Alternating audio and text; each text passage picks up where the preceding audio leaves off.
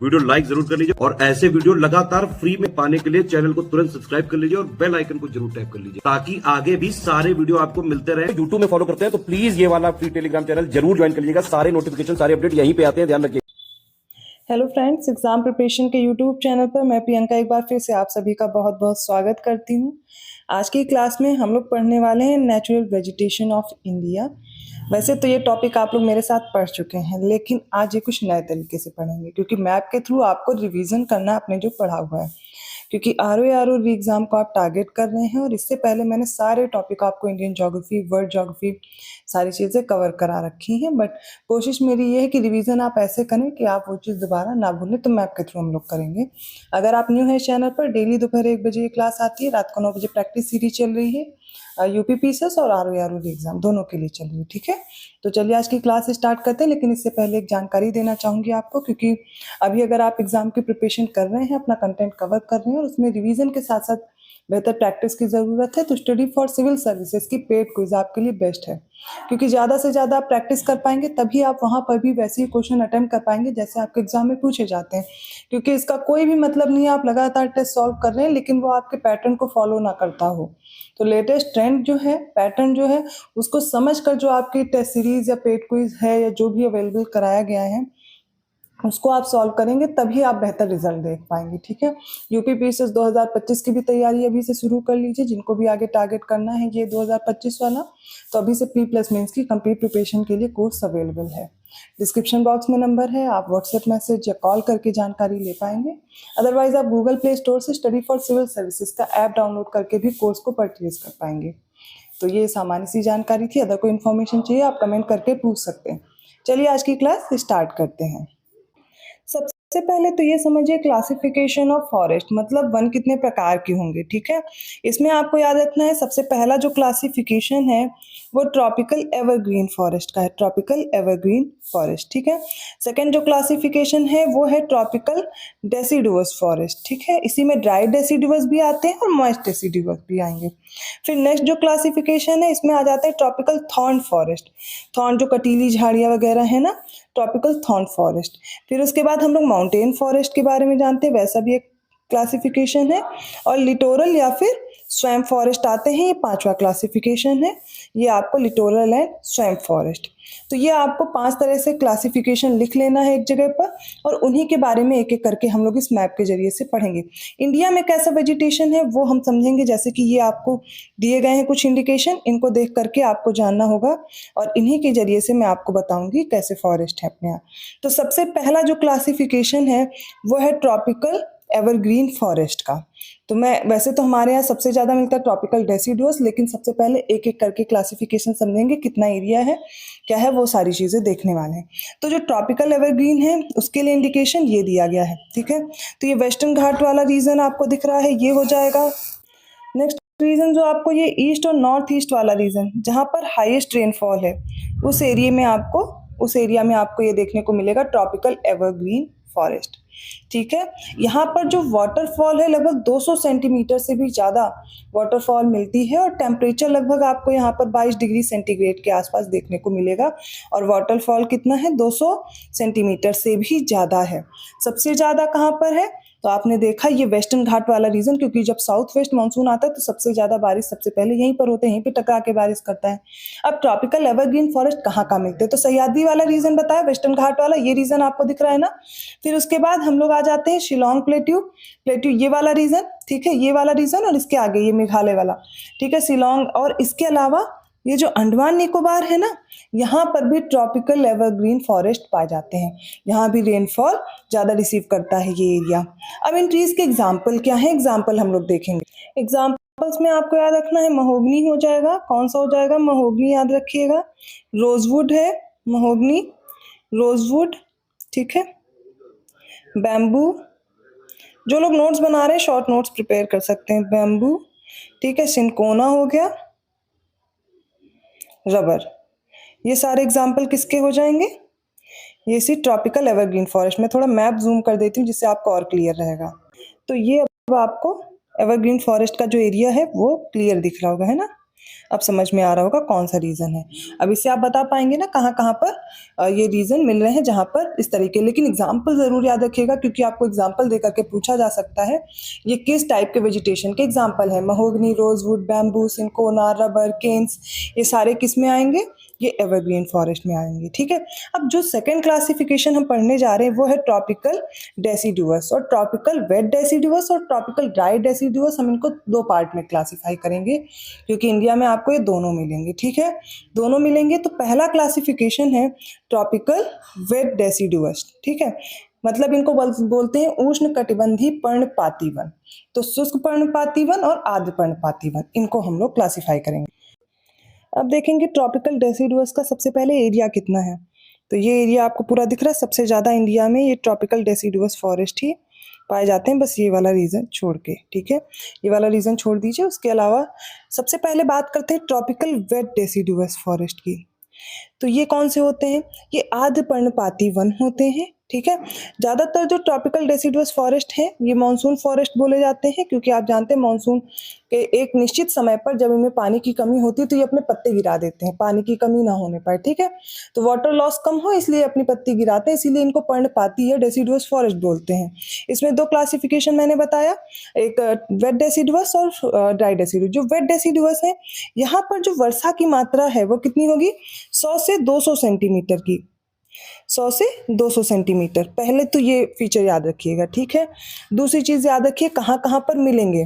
तो छत्तीसगढ़ हो गया, छत्तीसगढ़ वाला रीजन, उड़ीसा वाला रीजन, बिहार वाला रीजन, झारखंड। ठीक है, झारखंड और ये छत्तीसगढ़, झारखंड, बिहार, उड़ीसा, आंध्र प्रदेश और कर्नाटक में भी मिलेगा। आंध्र प्रदेश और कर्नाटक वाले रीजन में भी आपको ट्रॉपिकल वेट डेसिडुअस फॉरेस्ट मिल जाएंगे, जहाँ पर 100 से 200 सेंटीमीटर की बारिश हो रही है। ठीक है, इतना याद रहेगा। इसके अलावा सह्याद्री का भी कुछ रीजन इसमें आ जाता है, जैसे नॉर्थ ईस्टर्न वाला। भाभर के पास जो रीजन आता है तराई वाला। ठीक है, शिवालिक के फुटहिल्स, शिवालिक के गिरिपाद वाला जो रीजन है वो भी इसी में आ जाता है। अब अच्छी बात आपको ये याद रखनी, जहाँ से प्रश्न सबसे ज्यादा बनने की संभावना होती है वो होती है एग्जाम्पल से। पूछा भी गया लेकिन याद रखिएगा एग्जाम्पल्स की अगर मैं बात करूँ तो इसके एग्जाम्पल हो जाएंगे टीक। मैं एक एक लिखती जा रही हूँ, आपको याद रखना है। टीक, साल, मैंगो, महुआ, बैम्बू, बैम्बू इसमें भी आएगा, बैम्बू, शीशम, शीशम और खैर, खैर पूछा भी गया है। ठीक है, याद रखिएगा। और चंदन मतलब सैंडल भी इसी में आ जाएगा। ठीक है, तो टीक, साल, महुआ, मैंगो, बैम्बू, शीशम, खैर, सभी चंदन है वो भी इसमें आ जाएगा। इंपॉर्टेंट है, ये याद रखिएगा। इकोनॉमिकली ये बहुत इंपॉर्टेंट है हमारे इंडिया में और सबसे ज़्यादा एरिया यही कवर कर रहे हैं। तो ट्रॉपिकल वेट डेसिडुअस सबको प्रिपेयर हो गया होगा। अब बात करते हैं ट्रॉपिकल ड्राई डेसिडुअस की। ठीक है, जो ट्रॉपिकल ड्राई डेसिडुअस है इनके बारे में जान लीजिए। Dry deciduous forest. ठीक है, अब देखिए इनके बारे में सबसे पहले। अब जहां पर 70 से 100 सेंटीमीटर की बारिश मिलेगी, 70 से 100, यहाँ पर कैसे होंगे? Tropical dry deciduous forest. ठीक है, अब इनके एग्जाम्पल्स क्या क्या हैं? इनके एग्जाम्पल है महुआ, बबूल, तेंदू, खैर, पीपल। क्या हो जाएगा? महुआ, महुआ, तेंदू, खैर भी मिलेगा, खैर, पीपल,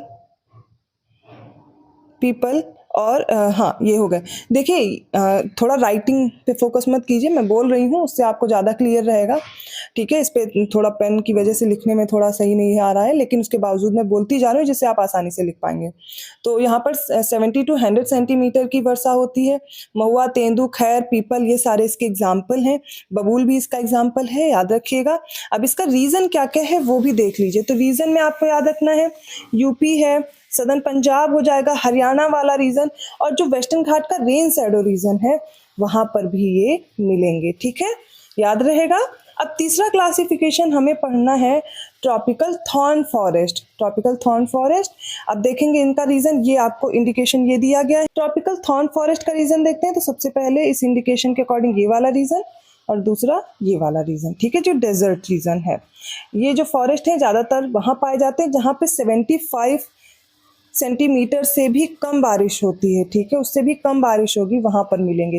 टेम्परेचर लगभग 25 से 30 डिग्री के आसपास रहता है, ठीक है। तो यहाँ पर ऐसे फॉरेस्ट मिलेंगे जैसे कि बबूल है, खैर है, पाम है, डेट है, कैक्टाई पाए जाते हैं यहाँ पे, पलास पाए जाते हैं। मतलब वो सारे हैं जिनमें कुछ कांटे भी पाए जाते हैं जो अपनी क्या करते हैं, पत्तियों को परिवर्तित कर लेते हैं, ठीक है। उनकी पत्तियां कांटे में बदल जाती है डिजर्ट वाले रीजन में। कैक्टस वगैरह देखा है ना, क्योंकि वहाँ पर वाटर ज़्यादा होता नहीं है और इनकी जो जड़ें होती है वो बहुत लंबी होती हैं, जिससे कि वो जो ग्राउंड वाटर है उसको नीचे जो ग्राउंड है उसको पिनिट्रेट करके वो क्या करें, अब जो पानी है उसको ले सकें। तो इनमें जहाँ पर भी पानी की कमी है वहाँ पर ट्रॉपिकल थॉर्न फॉरेस्ट पाए जाएंगे, ये आपको याद रखना है। इनके एग्जाम्पल मैं फिर से बोल दूँ, बबूल है, खैर है, पाम है, डेट है, कैक्टाई है और पलास पाया जाएगा, ठीक है। अब माउंटेन फॉरेस्ट पे आ जाए, अगला क्लासिफिकेशन। ये जो एरिया है अभी माउंटेन फॉरेस्ट का दिख रहा है, जो माउंटेन वाला रीजन है, हिमालयन रीजन, ठीक है। ये सारे रीजन कैसे हैं, माउंटेन फॉरेस्ट के हैं, याद रहेगा, ठीक है। अब देखिए यहाँ पर आपको कैसा वेजिटेशन मिलेगा, तो अल्टीट्यूड बढ़ने के साथ साथ अलग अलग टाइप का वेजिटेशन मिलता जाएगा। जैसे कि सबसे पहले डेसिडुअस फॉरेस्ट मिलेंगे 1500 मीटर तक जब बढ़ेंगे, फिर 1500 से 3000 मीटर तक बढ़ेंगे तो कॉनिफेरस टाइप का वेजिटेशन हो जाएगा। मतलब जो हिमालयन रेंज है यहाँ पर जो वेजिटेशन है ट्रॉपिकल से टुंड्रा तक जाता है। अब इनके एग्जाम्पल्स क्या है, एग्जाम्पल नोट कर लीजिएगा।